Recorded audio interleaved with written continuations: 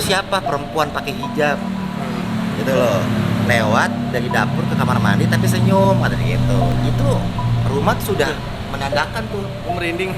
ya kan, tiap malam tuh ada yang berisik di kasur, duduk. Setiap reruntuhan batu-batu itu diangkat, ternyata ya subhanallah, saya pun juga mendengarnya juga miris ya. Iya. Itu kalau nggak salah nih ada 5 jari itu anak Putus jarinya. putus. Sebenarnya kalau untuk masalah misi setiap orang pasti pernah ngalamin. Tapi kalau untuk saya pribadi memang terlalu banyaknya. Jadi terkadang pun saya suka lupa gimana. Tapi kalau untuk berbagi cerita lagi mungkin rumah itu kan istanaku ya. Iya. Tapi kita percaya atau tidak percaya itu tergantung orangnya ya. Memang makhluk halus gaib itu ada gitu loh. Begitupun di rumah tempat tinggal masing-masing. Nah kalau rumah tempat tinggal saya kebetulan memang dari awal saya itu ada keluarga pindah aja, baru mau masukin barang nih, itu pertama tuh yang lihat malah ibu, yang lihat mama tuh ngelihat dapur lari ke kamar mandi. Kalau untuk rumah saya itu saya ada di Jalan Bangka 2 Gang 5, lebih tepatnya itu di SD 01 yang dikenal itu SD Jebur. Saya rumah itu masih ngontrak, Iya. tidak tingkat, tidak ada kamar, cuma sekat 3, ruang tamu, kamar, dapur, kamar mandi. Nah itu tahun 94 tuh kami sekeluarga pindah ke situ, masih proses masukin barang. Tapi nyokap sih nggak teriak karena kebetulan yang dilihat ternyata bukan yang seram, cuma kaget aja gitu loh. Iya. Itu siapa perempuan pakai hijab gitu loh, lewat dari dapur ke kamar mandi tapi senyum katanya gitu. Itu rumah tuh sudah menandakan tuh, Merinding. ya kan. Ya tapi alhamdulillah kan yang dilihat itu kan yang berhijab, yang baik gitu loh ya. Ya mungkin yang baik ya. Kecuali nyokap melihatnya yang aneh-aneh, yang seram, udah pasti kan teriak gitu kan. Dan tapi yang paling aneh lagi itu 2014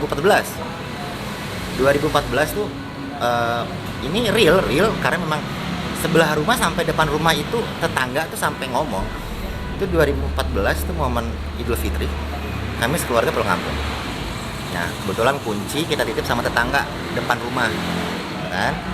Masuknya dititip karena kita tuh di kampung lumayan lama, dari 1 minggu sampai 2 minggu gitu kan. Udah kita pulang.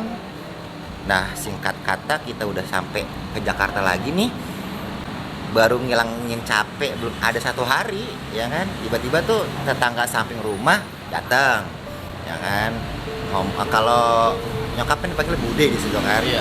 Deh, emang selain kunci yang dititip ke depan rumah, ada kunci lagi nggak yang dititip ke saudara atau ke siapa? Nggak ada gitu kan. Emangnya kenapa?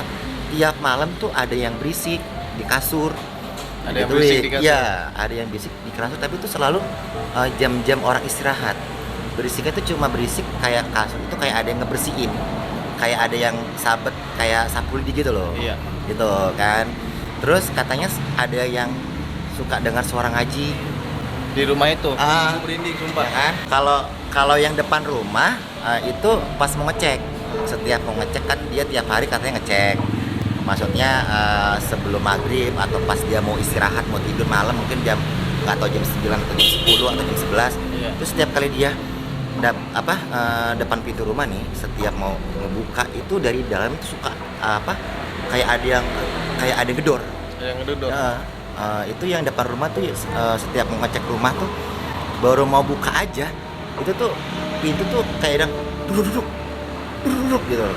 Dan itu yang dititipin tuh akhirnya takut gitu loh. Takut akhirnya nggak mau ngecek lagi nih. Iya ya. Niatnya mau ngecek padahal ya. Ngecek tapi akhirnya bukan di maghrib atau di malam hari. Tapi siang hari. Antara pagi siang hari Ya. gitu kan. Karena kan keadaan ramai juga, orang banyak gitu kan. Itu katanya tuh kejadian selalu malam. Dan sampai sekarang saya juga nggak tahu. Tapi yang saya tahu sebelum kami pulang, kasur yang saya tidurin itu tuh penuh dengan, kan ada tuh hewan kasur tuh ya. Bangsat lah ya. Itu kan banyak banget gitu kan, sampai semut-semut tuh selalu banyak. Kita balik dari kampung ke Jakarta, sampai kita tidur sampai itu semua sampai sekarang itu udah nggak ada. Udah nggak ada itu. Ya mungkin si orang itu yang dibilang Makhluk itu katanya ya. suara ngebersihin kasur, mungkin ngebersihin itu. Iya. Bisa jadi kan. Mungkin penghuni rumahnya Mas Anone pengen tidur lah mungkin ya. Mungkin dibersihin dulu kali. Iya, bisa jadi. Dan sejauh ini alhamdulillah sih masih aman kalau buat rumah. Cuma yang sering sampai sekarang masih dirasain mungkin cuma hawa panas aja sih. Oh, panas aja. Hawa panas, tapi saya sama keluarga nggak terlalu mikir negatif. Saya cuma mikir mungkin karena ventilasi rumah itu sedikit dan jarang, terus kontrakan kecil, barang banyak. Nah, masuknya saya untuk logikanya di situ aja. Pokoknya kita berpikir positif dulu lah sebelum Ya, negatif ya. Nggak, maksudnya nggak mau terlalu mikir yang aneh-aneh gitu loh. Dan sejauh ini yang saya rasain, kalau mau tidur lebih baik jangan lupa baca doa. Itu yang saya alamin karena setiap kalau saya ingat nih ya, kalau saya mau tidur lupa baca doa, itu saya pasti tidurnya tuh ada aja. Gangguannya ada aja ya. Ada aja. Itu percaya nggak percaya, ada aja gitu loh. Ya mungkin yang nonton juga mungkin yang lihat sekarang juga pasti oh bener ya, gue juga pernah ngerasain kayak gitu. Ya hampir semua pernah, tapi mungkin beda cerita. Beda cerita. Gitu loh. Setiap pengalaman Beda juga cerita. orang beda-beda ya. Gitu. Oke, denger-denger nih ada cerita lagi nih yang di sekolahan Jebur. Oh ya, kalau untuk di SD Jebur ini memang untuk warga sekitar ya, memang dari turun menurun sih pasti sudah tahu. Jadi kalau misalkan ada penonton yang memang yang nonton ini adalah warga-warga sekitar SD Jebur, mereka pasti ya, lu no kan gitu. Itu mah udah basi kata kita. Tapi kan kalau buat yang lain kan ini belum basi. Belum tahu ya. Jadi memang yang saya bilang tadi, rumah ataupun tempat pasti ada penghuninya. Semuanya. Begitu juga SD Jebur itu ada penghuni. Tapi memang kalau untuk cerita dari dulu sampai sekarang, SD ini memang terkenal horor. Iya. Horor nggak hanya di kelas, horor nggak hanya di ruang kamar mandi, tapi hampir semua. Sampai kayak pohon-pohon apa itu memang horor. Sebenarnya di situ banyak banget cerita dan kejadian gitu loh. Tapi yang mau saya ceritakan ini teman saya dan bisa dibilang sahabat saya.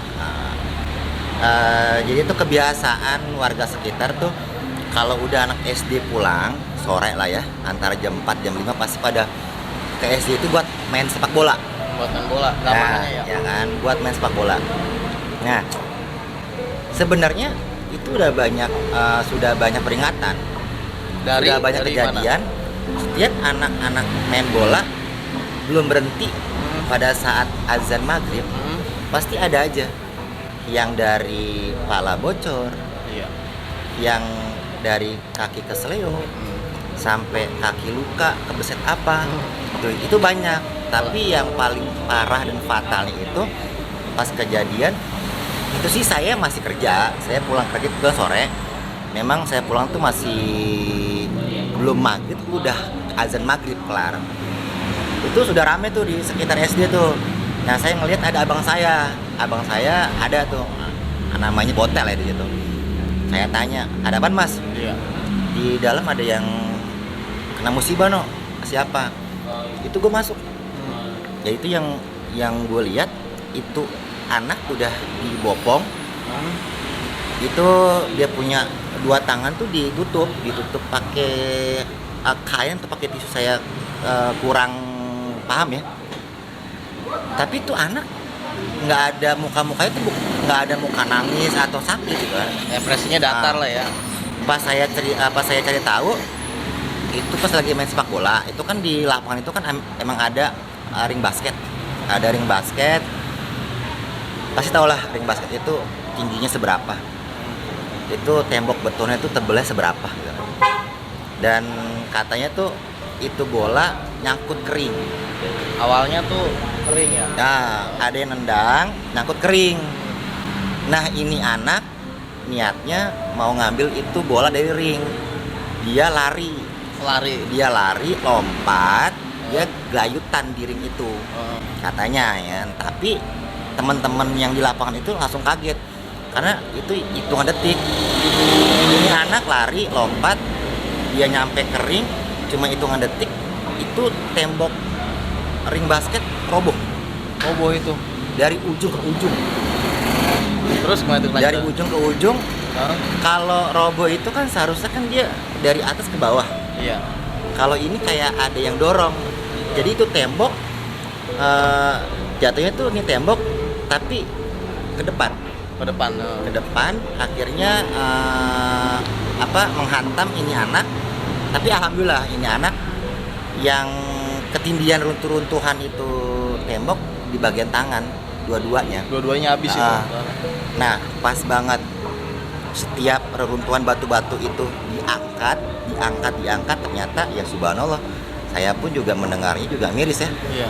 Itu kalau nggak salah nih ada 5 jari itu anak Putus jarinya. putus. Itu dan saya pun juga kaget, dan memang di situ akhirnya dibilangin gitu loh, di sekolahan ini mau main bola silakan, tapi tolong kalau udah mau maghrib dihentikan gitu loh. Iya. Dihentikan karena kan bukan hanya 1, 2, 3 kejadian. Nah tapi alhamdulillah setelah kejadian itu sih memang nggak sampai maghrib lagi, walaupun masih ada yang main bola, tapi ya mereka tahu sebelum maghrib sudah bubar gitu kan. Dan alhamdulillah lagi anak yang kena musibah itu sampai sekarang pun semangatnya masih ada. Masih ada. Tapi Dan- masih di Bangka nih posisinya dia. Ya memang anak ini memang tinggal di Bangka. Tinggal di Bangka. Sampai sekarang masih tinggal di Bangka. Tapi saya salut sama tuh anak, maksudnya percaya dirinya, dia tidak minder gitu kan. Ya untuk itu sih memang setiap orang beda-beda ya. Gitu Iya. ya. Cuma salut buat dia. Dan alhasil memang sampai detik ini pasti yang main di SD itu kalau ada orang tua sekitar, warga yang ngeliat, kalau udah mau maghrib diusir Dibubarin. atau enggak dibubarin lah gitu. Dibubarin. Karena daripada kena kejadian lagi. Iya. Karena itu buat saya tuh aneh, nyata loh. Iya. Hah? Tembok ring basket gitu kan, berapa meter itu panjangnya, tingginya berapa meter. Apalagi tuh cuman digelayutin sama anak yang berapa sih umurnya Ya itu? saat itu dia masih umur 16 atau 17 tahun Ya, kalau nggak salah. Itu mah buat ukuran tembok mah nggak terlalu berat ya, buat tumpuan mah nggak terlalu berat. Ya, Apalagi enggak apalagi tuh rubuhnya dari ujung ke ujung kan. Itu habis, dan eranya kalau rubuh kan seharusnya kan deret, dia ke bawah. Iya. Ini dia nggak, ke depan. Depan rubuh. Jadi kayak dari depan ada yang narik atau dari belakang kayak ada yang dorong. Iya. Itu ngedorong tembok itu gitu loh. Karena kalau memang untuk logikanya itu seharusnya dia kalau rubuh itu kan harusnya dari atas ke bawah. Ya, jadi itu sampai akhirnya kami Hah? teman-teman itu menjenguk tuh anak di rumahnya, karena kita tahu dia sudah pulang dari rumah sakit. Iya. Nah kita jenguk, kita cari tahu lah cerita, dan anak ini bilang, gua tuh tahu itu bola nyangkut di ring, terus ada yang bisikin gua, ambil tuh bola gitu kan. Nah gua lari, gua lompat, gua udah dapet ringnya tuh, gua lagi gayutan. Nah baru gua sampai ring, gua emang kata dia nih, gua emang lihat tuh di ring itu kan ada tembok, dia duduk di situ. Iya. Itu sosok kayak nenek atau gitu. Iya. Gitu kan, tapi dia di sini senyum. Gua nggak inget apa lagi, yang gue inget itu hancur, tapi gue ngerasa di belakang gue, baju gue tuh kayak ada yang narik. Kalau misalkan gue nggak ditarik, mungkin gue ketindihan runtuhan itu bukan hanya tangan, Badan semua ya. mungkin bisa separuh badan atau mungkin full badan. Full badan. Itu yang memang kita semua pun tuh udah di luar nalar ya. Bener nggak sih? Iya. Bener nggak sih? Tapi kita dapat omongannya langsung dari si korban gitu loh, dan nggak mungkin lah si korban itu yang merasakan kejadian semua dia harus bicara bohongan gitu. Tapi memang bener sih kalau untuk masalah SD Jebur ini memang dari dulu dikenal horornya, gitu aja, dikenal horornya. Dan siapapun yang masih main di Jebur hati-hati ya. Buat yang belum tahu Jebur nih di Bangka Raya nih, kalau ada yang penasaran. Dan satu lagi boleh, Boleh. Ya, ini saya baru punya single religi nih, baru 1 minggu nih. Ya kan, minta dukungannya, bantuannya di channel YouTube Barokah Channel. Cari aja di situ, Nano Perdana, itu sudah ada saya di situ. Jangan lupa mampir ya Ya, teman-teman. jangan lupa subscribe, like sama komen, dan khusus channel Jalan Bersama juga harus subscribe, like dan komennya. Dan ditunggu kritik dan sarannya, bener nggak? Ya benar kali ada kekurangan atau tutur kata yang kurang pas gitu di telinga penonton nih. Oke teman-teman, jadi gitu aja nih ngobrol santai lah ya sama Mas Tano. Assalamualaikum warahmatullahi wabarakatuh. Waalaikumsalam warahmatullahi wabarakatuh.